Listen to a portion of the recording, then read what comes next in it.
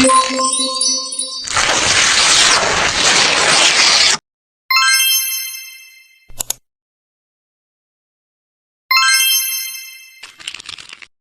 menjelaskan tentang Annelida atau cacing tanah. Cacing tanah adalah nama umum untuk anggota terbesar dari Oligochaeta dalam sistem klasik.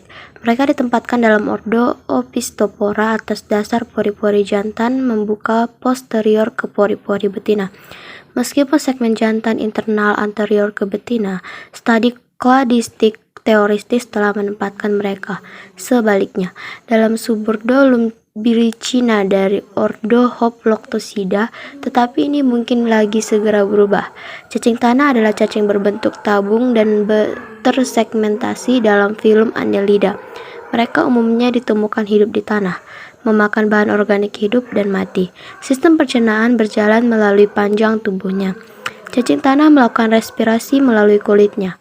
Cacing tanah memiliki sistem transportasi ganda terdiri dari cairan selam yang bergerak dalam selam yang berisi cairan dan sistem peredaran darah tertutup sederhana. Memiliki sistem saraf pusat dan perifer. Sistem saraf pusat terdiri dari dua ganglia atas mulut. Satu di sisi kedua terhubung ke tali saraf berlari kembali sepanjang-panjangnya ke neuron motor dan sel-sel sensorik di setiap segmen. Sejumlah besar kemoreseptor terkonsentrasi di dekat mulutnya, otot melingkar dan longitudinal di pinggiran setiap segmen memungkinkan cacing untuk bergerak. Set yang sama otot garis usus dan tindakan mereka memindahkan makanan mencerna menuju anus cacing. Cacing tanah adalah hermafrodit, masing-masing individu membawa kedua organ seks pria dan wanita. Mereka tidak memiliki kerangka internal atau exoskeleton, tetapi mempertahankan struktur mereka dengan ruang coelom cairan yang berfungsi sebagai rangka hidrostatik. Cacing tanah darat yang lebih besar juga disebut megadriles atau cacing besar, yang bertentangan dengan microdriles atau cacing kecil.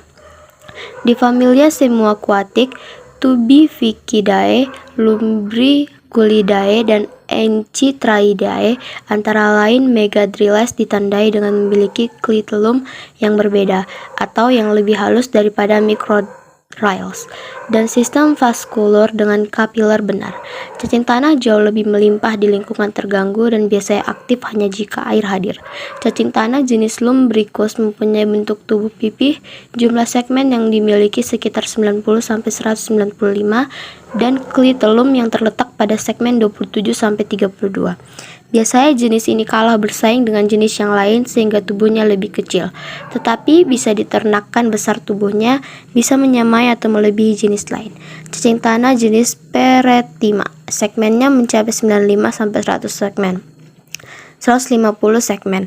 Klitelumnya terletak pada segmen 14-16. Tubuhnya berbentuk gilik panjang dan silindris berwarna merah. Keungguan cacing tanah yang termasuk jenis Peretima antara lain cacing merah, cacing kuat, dan cacing kalung. Itulah presentasi saya hari ini. Terima kasih.